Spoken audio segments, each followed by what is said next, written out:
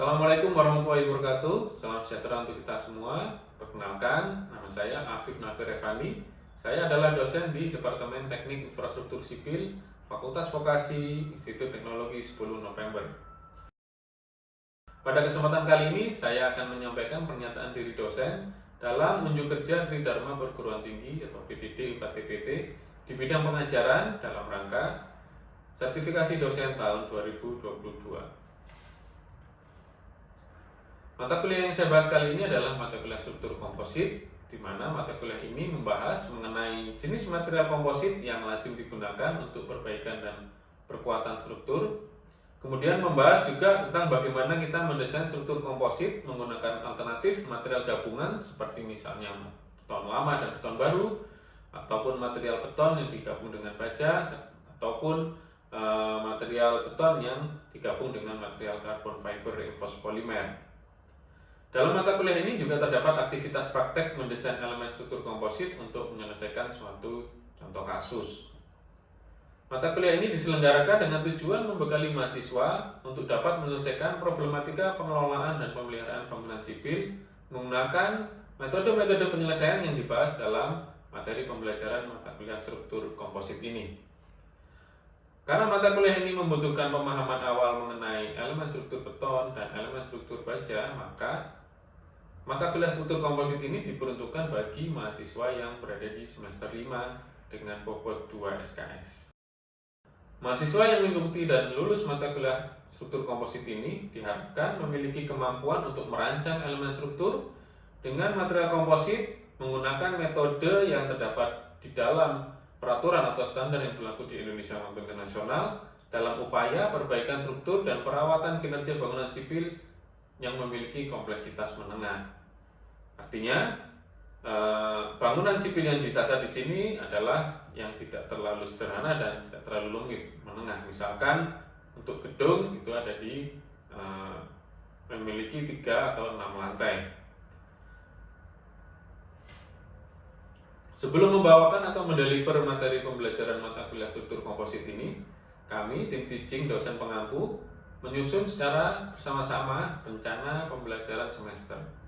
Rencana pembelajaran semester ini disusun mengacu kepada capaian pembelajaran lulusan yang diharapkan oleh Departemen Teknik Infrastruktur Sipil ITS. Lalu kemudian diturunkan lagi menjadi capaian pembelajaran mata kuliah.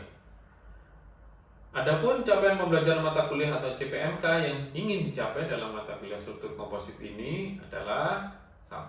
Mahasiswa mampu merancang elemen struktur komposit beton lama dan beton baru. Kemudian mahasiswa mampu merancang elemen struktur komposit beton dan baja. Kemudian mahasiswa mampu merancang elemen struktur komposit beton dengan material carbon fiber reinforced polymer atau CFRP.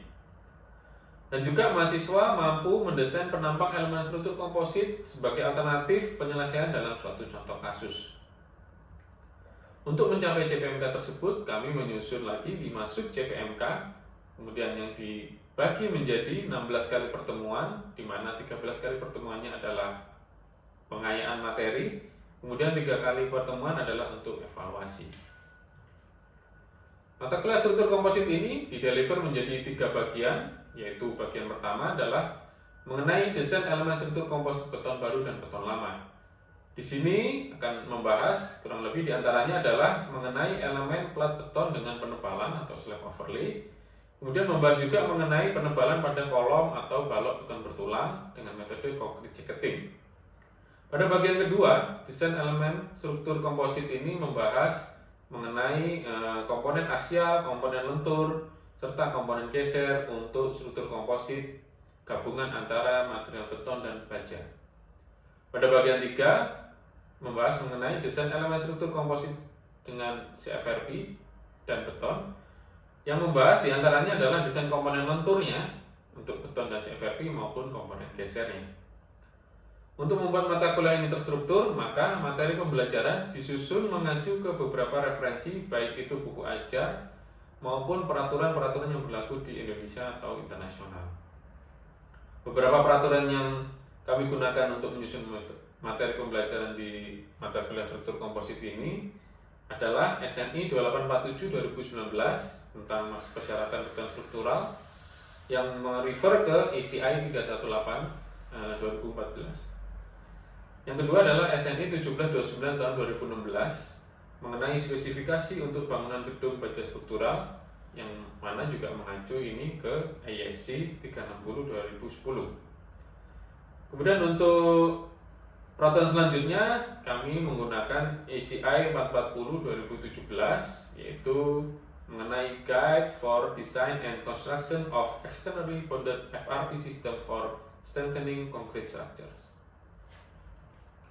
Untuk buku ajar di dalam mata kuliah ini merefer ke buku yang berjudul Strengthening of Reinforced Concrete Structure, disusun oleh Holloway dan Leeming tahun 2001.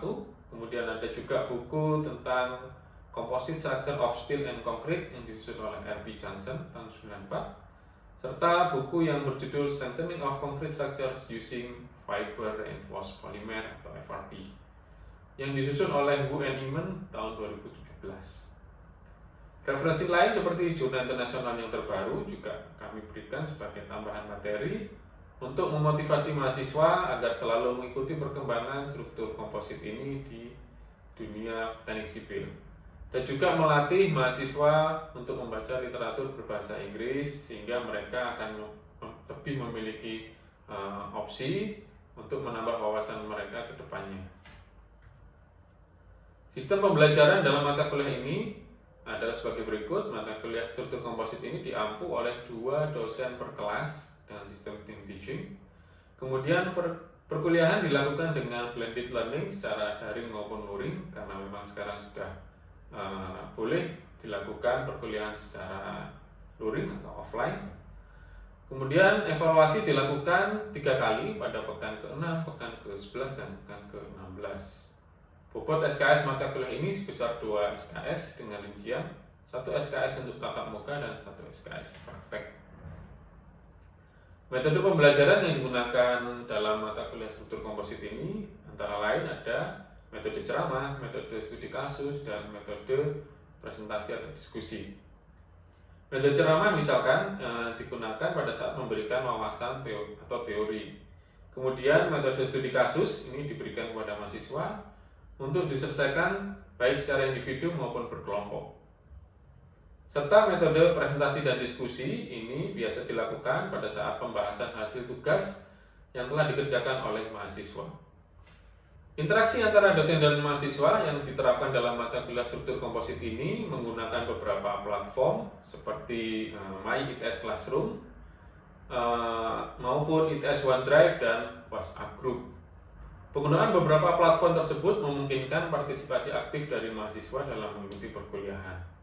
Yang pertama misalkan adalah MyITS Classroom yang merupakan platform utama disusun atau dikembangkan oleh ITS yang memungkinkan dosen pengampu membagikan rencana pembelajaran semester, membagikan materi pembelajaran, kemudian sebagai server atau media kelas daring, kemudian dapat digunakan untuk memonitoring kehadiran mahasiswa. Di situ juga bisa memberikan penugasan, kuis ataupun evaluasi yang mana bisa diakses secara luas oleh mahasiswa yang mengikuti mata kuliah ini. Mata kuliah ini juga menggunakan ITS OneDrive sebagai sarana pengumpulan tugas, kuis, ataupun evaluasi, yang mana dimaksudkan supaya mahasiswa terlatih secara aktif ya, menggunakan model sistem penyimpanan data secara cloud atau secara daring yang sekarang sudah sering sekali dipakai di perusahaan-perusahaan besar. Terakhir adalah interaksi melalui WhatsApp Group yang digunakan oleh antar mahasiswa maupun mahasiswa dengan dosen untuk saling bertukar informasi atau berdiskusi di luar kelas. Kemudian untuk sistem penilaian yang diterapkan dalam mata kuliah struktur komposit ini ada beberapa komponen penilaian antara lain tugas, kuis, dan evaluasi. Kuis dan evaluasi sendiri itu diselenggarakan atau dijadwalkan 3 kali. Kemudian beberapa bobot untuk masing-masing komponen penilaian tersebut terdiri dari tugas itu memiliki bobot 10%, kemudian ada kuis 1, bobotnya juga 10%, kemudian evaluasi 1 itu adalah bobotnya 20%, kemudian kuis 2, evaluasi 2, kuis 3, dan evaluasi 3 masing-masing bobotnya 10 dan 20%. Aspek kejujuran paling diutamakan dalam pengerjaan tugas, kuis maupun evaluasi di mata kuliah ini. Dalam penilaian mata kuliah ini, ketepatan penggunaan metode yang mengacu ke peraturan yang berlaku lebih diutamakan dibanding hasil akhir atau angka-angka akhir hasil pengerjaan oleh mahasiswa itu sendiri. Sehingga seharusnya mahasiswa tidak perlu mengerjakan tugas, kuis maupun evaluasi ini dengan cara yang tidak jujur. Berikut adalah cuplikan micro teaching yang kami lakukan bersama dengan rekan-rekan mahasiswa dalam rangka penyampaian materi mata kuliah struktur komposit ini. Baik, Assalamualaikum warahmatullahi wabarakatuh. Waalaikumsalam warahmatullahi wabarakatuh. Ya, salam sejahtera untuk kita semua. Hari ini kita akan melakukan kuliah struktur komposit. Jadi pada pertemuan kali ini kita akan membahas mengenai composite material application for structural strengthening. Jadi aplikasi material komposit menjadi sebuah elemen struktur komposit dalam tujuannya untuk strengthening, structural strengthening atau perkuatan struktur. Jadi sebelum saya masuk ke materi, saya sampaikan dulu lecture kontrak, di aturan yang harus teman-teman mahasiswa ikuti pada saat mengikuti perkuliahan ini. Yang pertama adalah mahasiswa mengikuti perkuliahan tepat waktu. Ya. Kemudian Anda dapat mengisi presensi untuk sebagai bukti mengikuti kuliah ini melalui MyITS Classroom ya. Kemudian mempersiapkan diri dengan baik, karena sekarang sudah blended learning, artinya ada yang mengikuti kuliah secara online maupun secara offline, daring maupun luring. Jadi yang online juga disiapkan dengan baik. Kemudian yang perlu saya sampaikan di awal adalah penilaian mata kuliah ini, ada tugas, kuis, evaluasi ya, ada 3. Kemudian ada evaluasi 1, evaluasi 2, dan evaluasi 3. Yang paling penting adalah kejujuran dalam menyelesaikan tugas, kuis, dan evaluasi. Jadi hasilnya pun tidak harus sama, karena yang lebih dinilai adalah pemahaman atau proses atau metode yang digunakan untuk menyelesaikan suatu soal atau suatu masalah. Kemudian tolong ya diwajibkan saling menghormati antara mahasiswa dan dosen pengajar, antara mahasiswa dengan mahasiswa, dengan tidak membuat kegaduhan ya dalam bentuk apapun. Jadi struktur komposit ini dalam satu semester ini 16 kali pertemuan, akan ada beberapa bagian materi yang disampaikan. Yang pertama ini yang hari ini akan kita lakukan, yaitu mengenai composite material application for structural strengthening. Struktur komposit beton lama dan beton baru, konkrit and konkrit. Ini akan disampaikan dalam 4 minggu. Kemudian ada evaluasi 1 setelah bagian 1 ini disampaikan, kemudian lanjut lagi ke struktur komposit yang material beton dan baja.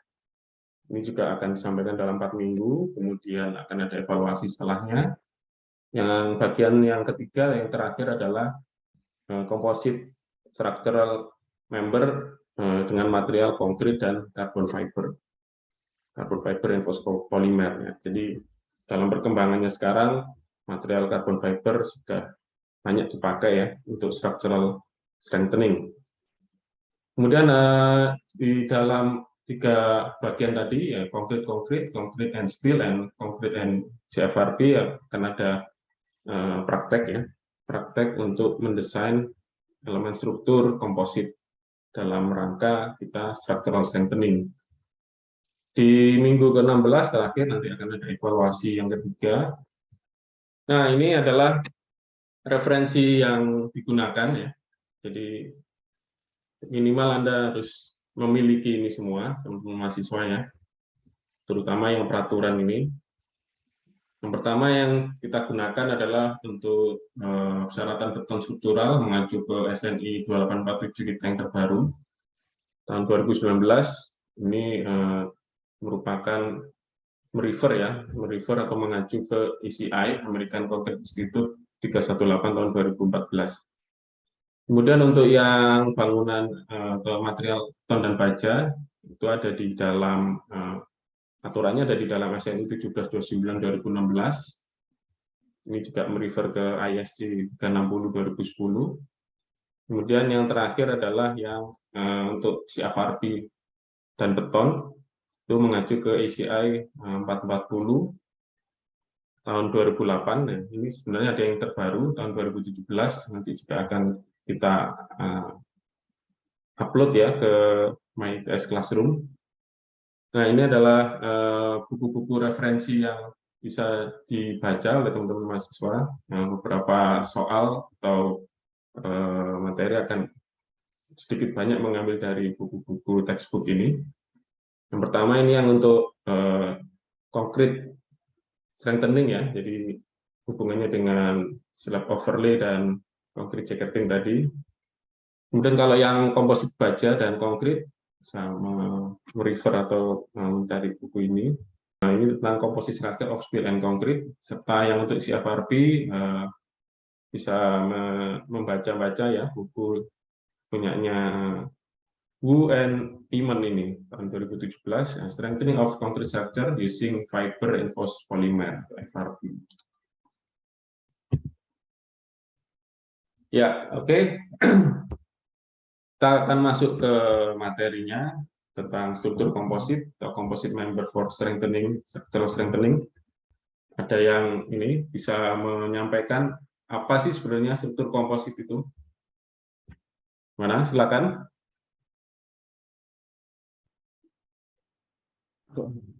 Halo, ya Pak.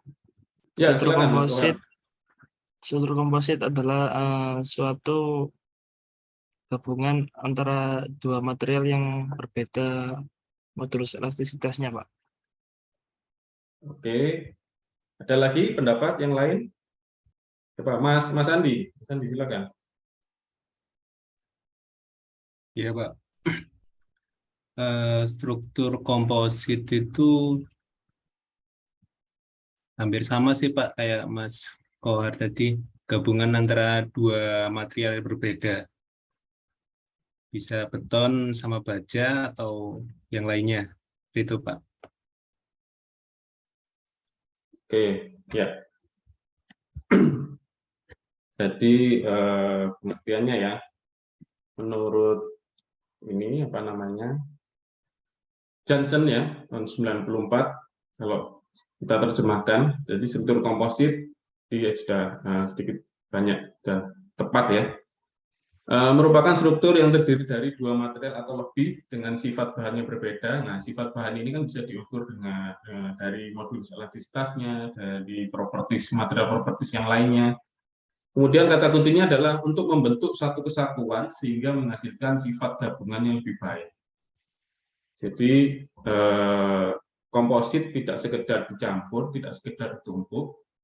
Yang paling penting di sini adalah bagaimana dua material ini bisa menjadi satu kesatuan. Jadi artinya akan bisa menahan beban secara bersama-sama, tidak sendiri-sendiri.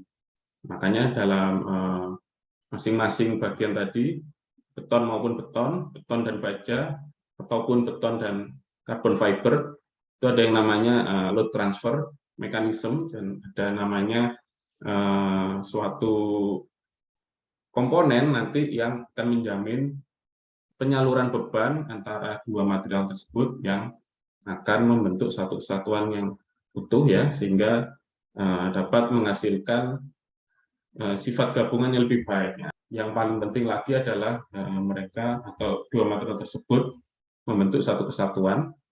Kemudian tujuannya adalah untuk memiliki kemampuan atau kapasiti yang lebih baik dari sebelumnya. Oleh karena itu, composite structure untuk strengthening bangunan ini tadi ada beberapa pilihan metode, yaitu apa namanya, bisa beton dengan beton, bisa beton dengan baja, bisa beton dengan carbon fiber. Ini seperti contoh di sini, ini adalah beton lama dan beton baru. Kemudian ini adalah yang baja dan beton. Beberapa detailing ya untuk tadi menjamin dua material ini menjadi satu kesatuan. Kalau yang beton dan beton misalkan ya digunakan tulangan ya, rebar lagi yang mengkoneksi antara beton lama dan beton baru. Ini misalkan untuk beam overlay, kemudian ini ada beam and slab overlay. Di beam overlay ini macam-macam ya. Caranya mengkoneksinya bisa masuk ke sisi atas atau serat atas dari beton lama, atau bisa di crossingkan ke beton lamanya. Kalau lamanya jadi di sini bisa.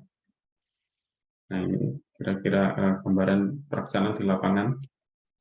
Kemudian ini yang contoh-contohnya kalau baja dan beton. Misalkan gimana ya? Misalkan pada suatu bangunan baja atau misalkan pabrik atau gudang, ternyata bajanya ini tidak stabil ya, misalkan bergetar atau dia berdefleksi. Maka di situ bisa jadi salah satu alternatifnya adalah dengan dibungkus oleh beton ataupun diisi. Nah, misalkan tidak sampai harus terbungkus seperti ini, maka bisa juga dengan diisi. Apa bedanya dibungkus dan diisi? Halo, Tapi izin itu menjawab, Pak. Oke, ya, nggak apa-apa, bantu, silakan. iya di A. Yang membedakan ini Pak, pelaksanaan konstruksinya, Gondolanya Pak. begini. Dari segi Oh, pelaksanaannya. Untuk Iya. dicolok nanti. Lalu yang kedua Nah, itu segi baloknya cek lagi. kondisi existingnya, Pak. Kalau existingnya baja mungkin dibungkus dengan beton atau sebaliknya. Oke, ya, terima kasih jawabannya. Jadi perlu diingat ya, saya sampaikan apa sih bedanya kalau elemen baja ini dianggap atau dihitung sebagai komponen yang terbungkus, kemudian elemen baja ini dan beton yang dianggap sebagai elemen yang terisi. Jadi kalau yang terbungkus dulu ya, terbungkus itu artinya semua sisi dari elemen bajanya itu bersentuhan atau jadi semua sisi ini bersentuhan beton. Kalau yang terisi itu tidak semua sisi itu ada betonnya, tidak semua sisi ada betonnya. Jadi serat terluarnya itu masih baja, serat terluarnya. Sedangkan yang di dalamnya memang sudah ada gabungan antara beton dan baja. Gitu kira-kiranya. Ini lebih jelas mungkin ya. Yang terisi artinya serat atas atau flange sayap atas dan sayap bawah ini tidak semua sisinya bersentuhan dengan beton. Hanya yang sisi webnya saja ini atau yang di sisi badan, termasuk yang di kolomnya ini bersentuhan dengan beton. Jadi di dalam SNI 1729 nanti ini termasuk kategori yang terisi, bukan yang terbungkus. Hati-hati. Kalau yang seperti ini yang terbungkus. Jadi semua sisi sayap atas, badan, dan sayap bawah itu bersentuhan dengan beton. Jadi ini termasuk kategori yang terbungkus. Gitu ya, kira-kira. Kemudian ini yang untuk CFRP. CFRP ini materialnya relatif tipis ya, dia tipis, tebalannya mungkin hanya 1 mili ya. Penggunaannya di lapangan sudah sangat banyak ya dalam 10-15 tahun terakhir. Untuk di bangunan jembatan, misalkan, dia bentuknya laminate tape, jadi seperti lakban gitu ya, dia ditempelin ke serat bawah betonnya. Tergantung ini nanti kebutuhannya apakah memang harus dipasang di serat bawah atau di samping atau di serat atas atau di bagian atasnya.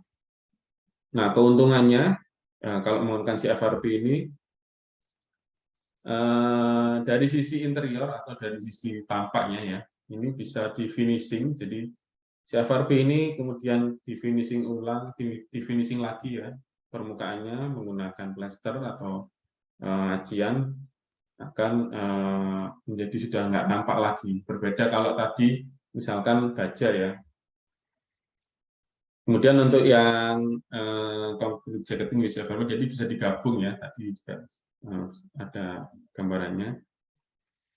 Beberapa metode tadi, konkret dengan konkret atau konkret jacketing itu, kemudian dengan baja maupun dengan carbon fiber ini, jika diperlukan itu bisa digabung semuanya. Jadi konkret dan konkret, misalkan konkret jacketing masih kurang lagi ditambahkan dengan carbon fiber.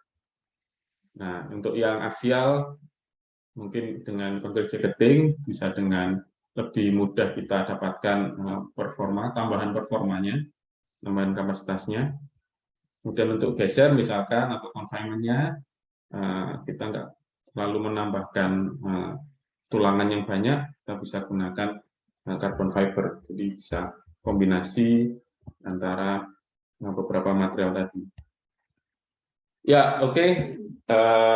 Seperti itu tadi materi yang saya sampaikan terkait beberapa material yang bisa digunakan untuk elemen struktur komposit dalam kaitannya kita mau merawat atau memelihara bangunan, baik itu perbaikan struktur maupun perkuatan struktur. Jadi ini di akhir kuliahan kan ada tugas kelompok ya. Teman-teman mahasiswa diminta mencari contoh bangunannya di sekitarnya bisa, kemudian bisa kalau misalkan ada artikel atau ada data-data yang lain dari dari internet juga boleh. Tapi yang penting adalah bisa mendefinisi apakah gedung tersebut menggunakan elemen struktur komposit beton dengan beton atau beton dengan baja dan beton dengan carbon fiber. Berikan penjelasan material atau elemen apa yang dikompositnya. Apakah plat, balok atau kolomnya. Bisa dibagi menjadi beberapa kelompok, nanti disajikan dalam bentuk PowerPoint atau audiovisual ya. Kemudian di sini saya sertakan link pengumpulannya. Di MyITS Classroom juga akan muncul. Kemudian dalam pertemuan berikutnya akan kita bahas ya beberapa kelompok dan kita diskusikan seperti apa hasil dari tugas teman-teman mahasiswa ini. Baik, itu yang bisa saya sampaikan untuk pertemuan kali ini. Ada pertanyaan? Silakan.